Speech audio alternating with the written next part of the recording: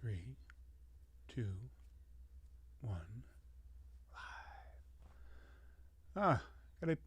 I got a streaming key problem, I think. All right, let's get started here. Hey friends, Ernie here. And this is the 0 Days to Expiration podcast, episode number 72. 72 episodes. There are 71 other, no, I'm sorry, there are 70 other episodes because there is the missing number 70 episode. Where did it go? It may show up sooner or later.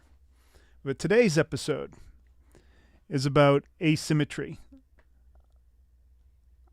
Well, the title of the episode may be a little bit misleading because if you didn't understand what I was saying, the metaphor that I use to pin the tail on the donkey, then you may not understand what asymmetry is all about just from that context. Of course, pin the tail on the donkey harkens back to when we were children and we went to a friend's birthday party, and one of the games that the parents set up was pin the tail on the donkey. So you would take a picture of a donkey's behind and you would tape it up to a wall or maybe a tree, anywhere. And then all the kids would take turns and you would blindfold a child and then give them a little tail, a cutout tail with a pin, a little push pin or something. You'd spin them around and then point them in the general direction of the donkey that's taped up on the tree and let them go. And their task was to, if they could, if their bearings were quite right, if they had some sort of innate sense or psychic sense, they would try to pin the tail right on the donkey. Now, obviously, odds were that they were not going to get it. It would be, and that's the whole purpose of the game. There was a small chance that one of those kids would actually pin the tail directly. And the way it really worked is everybody won. Everybody got a consolation prize. But whoever came closest got the big prize. Whatever that was. Maybe a toy, maybe candy, who knows? So what that's really saying is that there is a big prize to be won, and the odds of getting it are relatively small. But the risk that you take is having fun. So there really isn't any risk per se. So pinning the tail on the donkey also refers to, or pinning refers to a term in options trading that deals with the butterfly or other types of trades where you hit the target right on the spot. In the case of a butterfly, we have an expiration P&L diagram that kind of looks like a pyramid. And when we say pin that trade, we mean that the price in the market ended up right at that apex P&L chart, which actually represents the two short strikes in a butterfly strategy. And the reason why that is so important is that when you pin something right on those short strikes at expiration, you are maximizing your profit. You are maximizing the fun. Now, the cool part about all of this is that even if you don't pin it exactly, if you come anywhere close to it, the chances are that you're going to make a great deal of profit relative to the risk that you put on. Now, a lot of people use the butterfly strategy, the butterfly strategy as a market neutral device, and they will put the strategy on at the money and then hope that price stays there.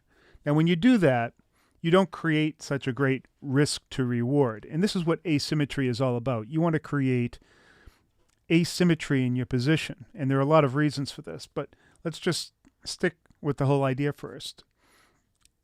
Now, an asymmetric trade would be one where your risk is far less than the potential reward. If you do it at the money, the chances are that you're not going to have that kind of asymmetry in your favor. It's going to be against you, where the potential reward is relatively small to the risk. And I don't know, who wants to play that game?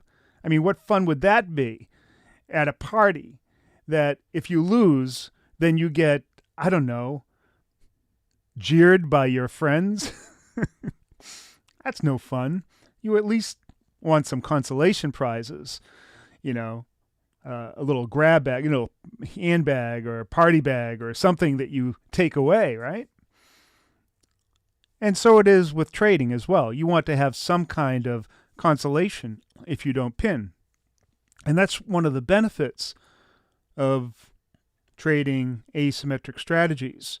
Sure, you're going after the lower probability event where you pin it and make tremendous profit, but if you come short, you still do okay.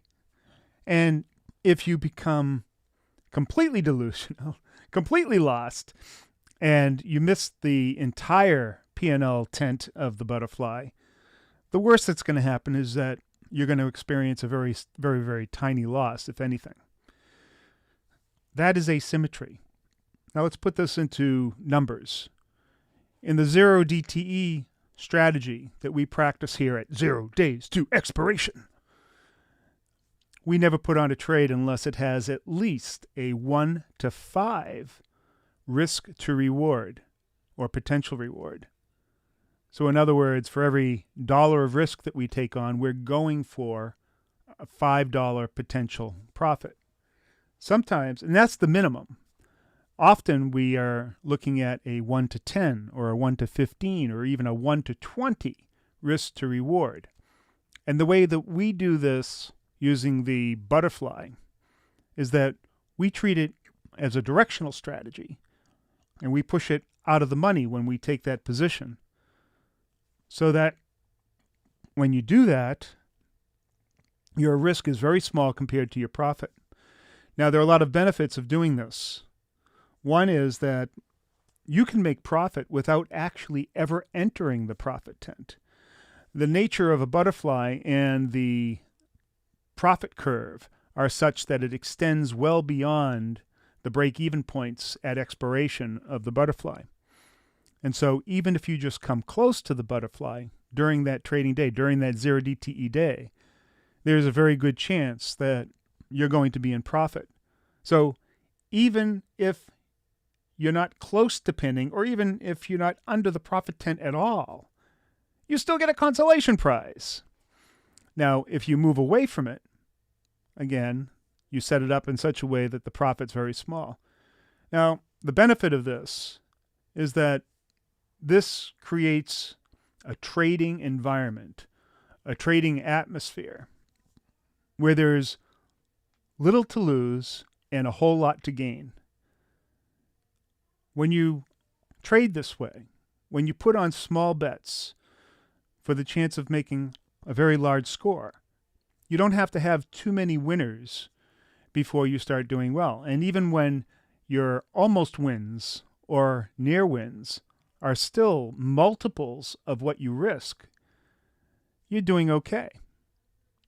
So in most cases, you could literally have less than a 50% win rate and still do fantastically well. Now, what we've found is that we can get somewhere near the pin trade, where we pin the tail on the donkey, about 10 to 15% of the time. So 10 or 15% of the time, we're making 400, 500, 1,000% on our risk. The rest of the time, we're making some spectrum between that and, at minimum, I would say, most of our trades, if you were to take all of the trades in combination over the past 10 months that we've been in operation, we average about 150 to 250% on the risk that we take. Sure, there are losers in there. Depending on the amount of volatility that's in the market, our win rate would fluctuate, but so does the opportunity. And our win rate will fluctuate anywhere from what we've experienced as a high back last summer when volatility was relatively elevated as it is now, our win rate was anywhere from 85 to 95%. And our ability to hit the pin was way over 10%. In fact, there was a stretch for about 6 weeks where we were pinning the tail on the donkey. I love saying that. We were doing that once a week, or 33%. I mean, that's outrageous. And then, of course, we didn't expect that to continue. But that's the benefit of having a higher volatility environment. That allows us to create much wider spreads on the butterfly and have them relatively close to us because of that wideness, and giving us a greater probability of profit. So overall, it's a better environment. You would think that, man, higher volatility, that sounds scary. It sounds like very difficult to manage.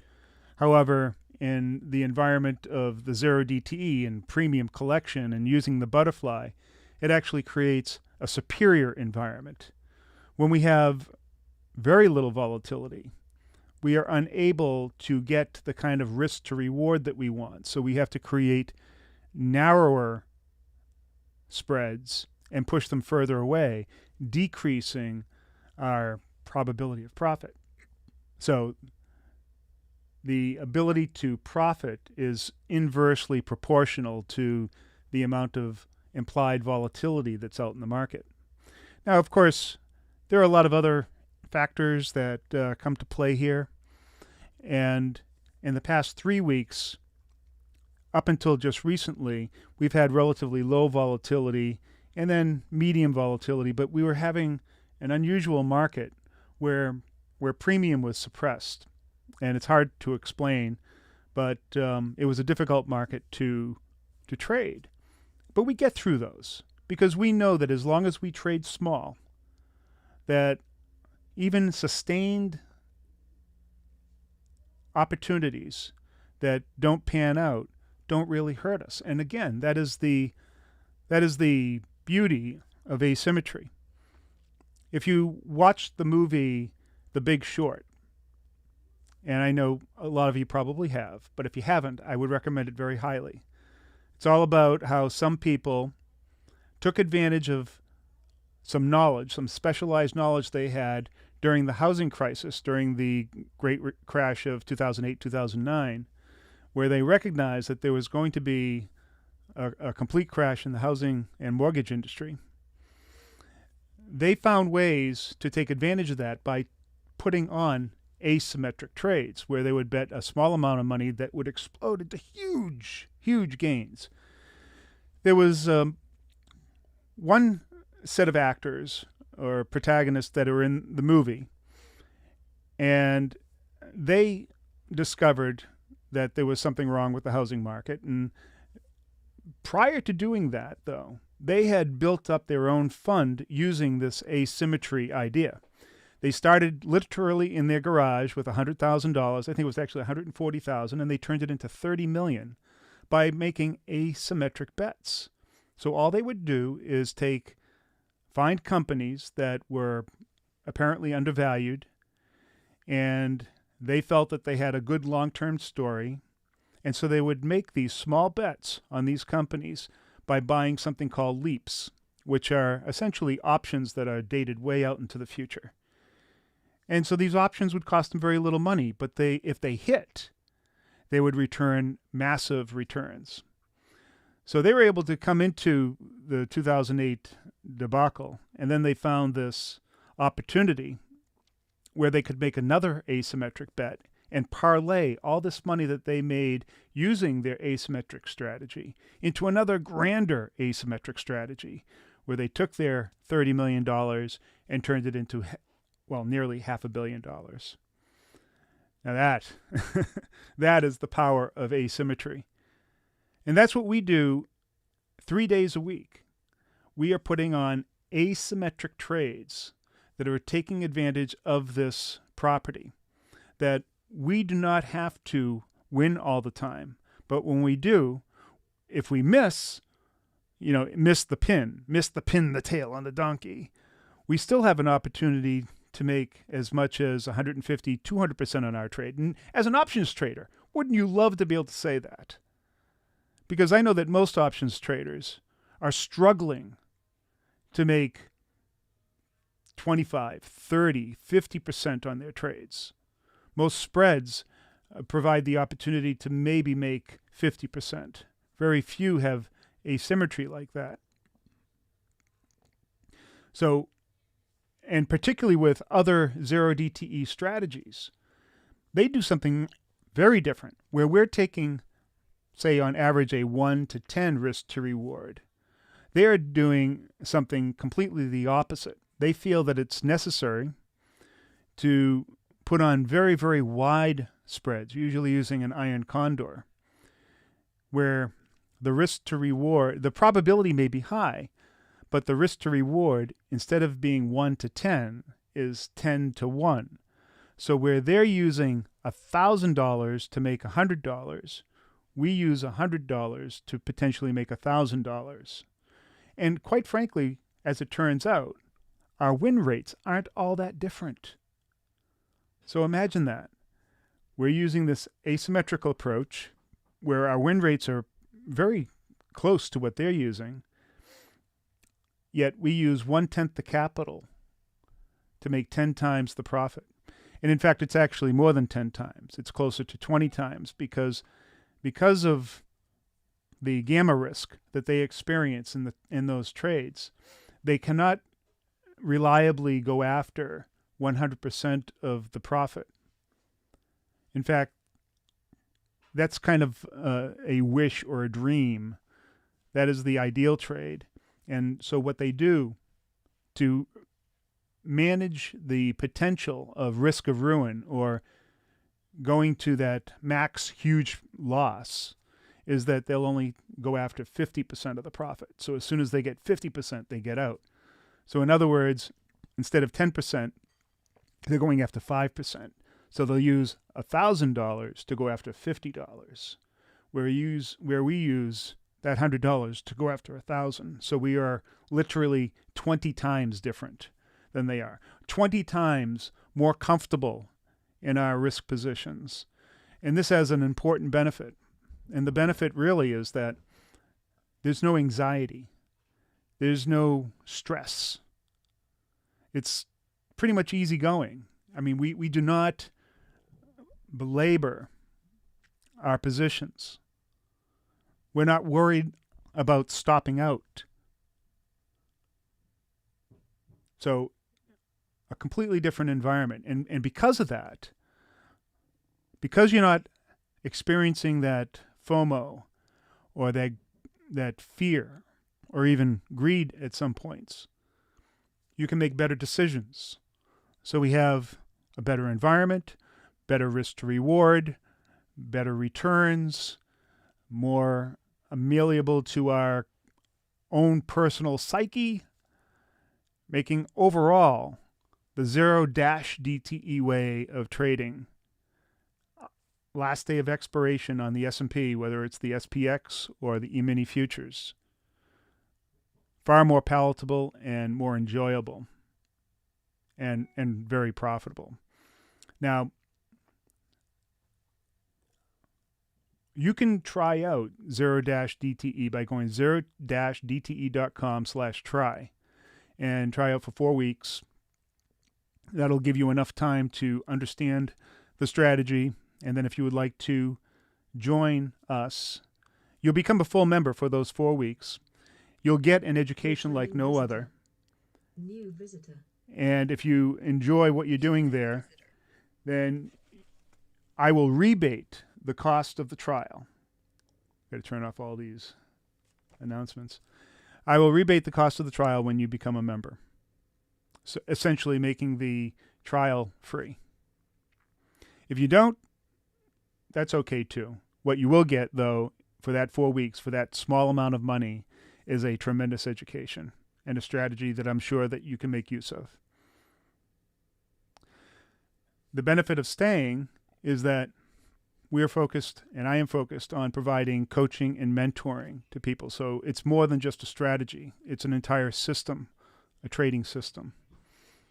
So anyways, asymmetry.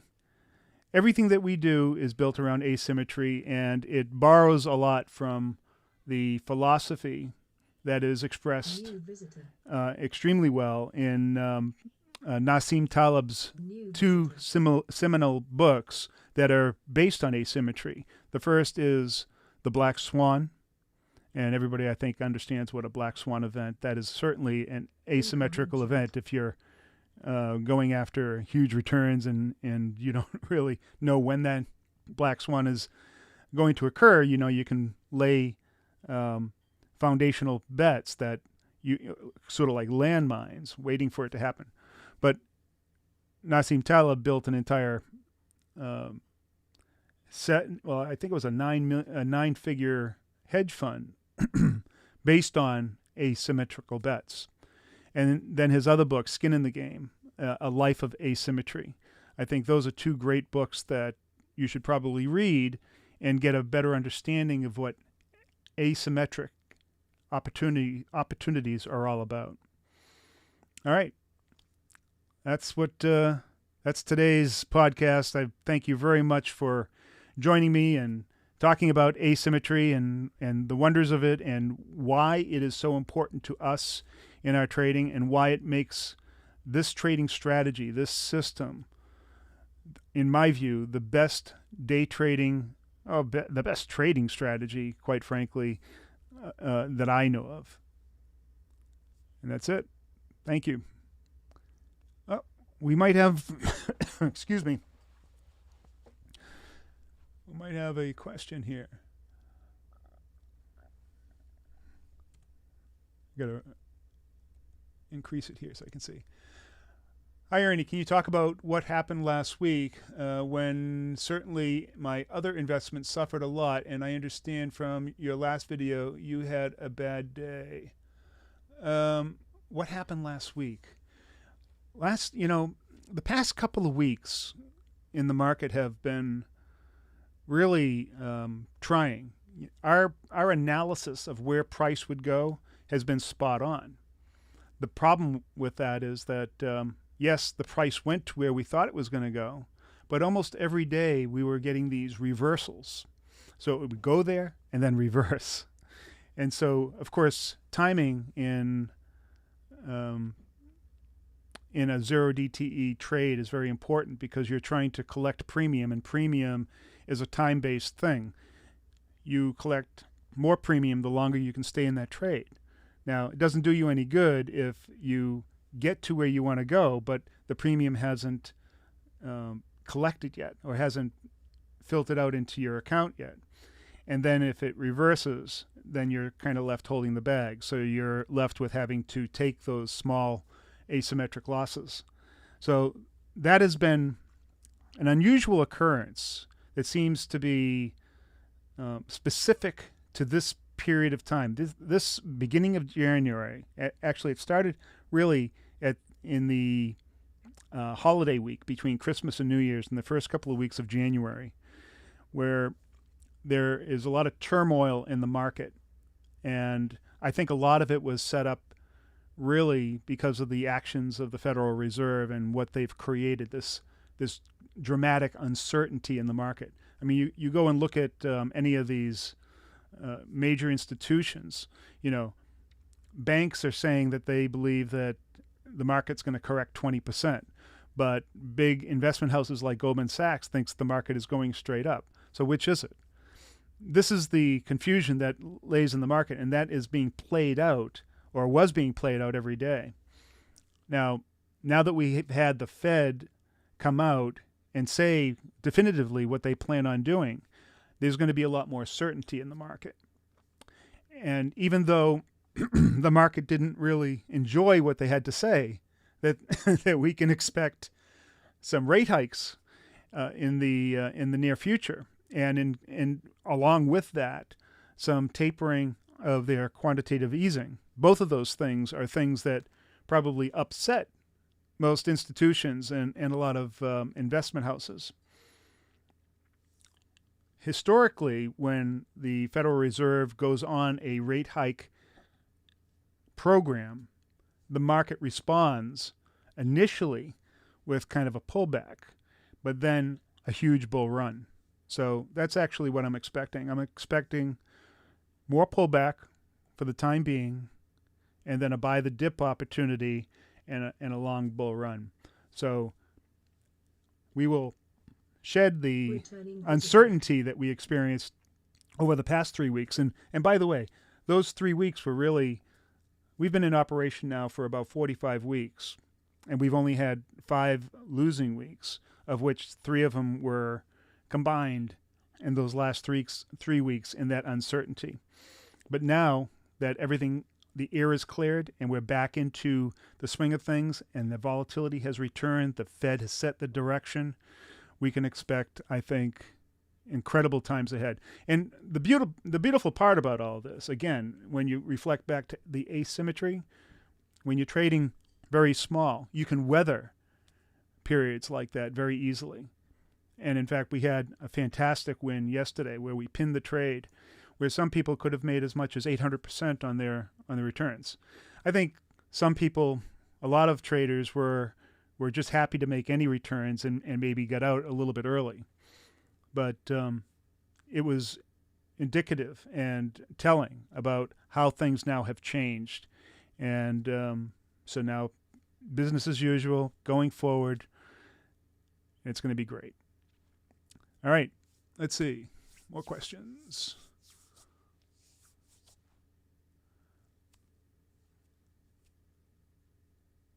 Oh, he's referring to the issue was entering a position that was too big of a size. However, I suppose the increase in volatility should be good for your trade. No, that was my personal problem. Yeah, I had one trade where I put on too much. There's no doubt about that. Sort of violated my own rules, and that I think that was born a little bit of the frustration of going through a few weeks where you're not used to going through, consecutive days of losses, even though they're small. So you think, I'm going to make up for this and add a little bit more. And, even though I added that little bit more, it was still tiny compared to my overall trading account. So when I say tiny, a lot of people are thinking, oh, what's a small trade? And some people might think that might be 2 to 5%. But for me, tiny is even smaller than that, as much as a third or a fifth of that. So while that was still a loss and a lot bigger than I'm normally used to, it was still minuscule compared to what other people experience. So there you go. That's what that was. Anyways, again, that is, excuse me, little acid reflux here. That, again, also illustrates the real benefit of asymmetry, where you can have these kind of high-quality problems, where you can languish over, a loss that you shouldn't have, that you overextended yourself and went higher than you should, but it's still, because you're trading asymmetrically, it was still relatively small. And so it's what I call a high-quality problem. You get all upset over something that's no big deal. All right. There we go. Thank you very much. We'll see you next time. Peace. Tomorrow's a 0DTE day. Take care. Where's that button? I was doing so well trying to find that off. There it is. Bye.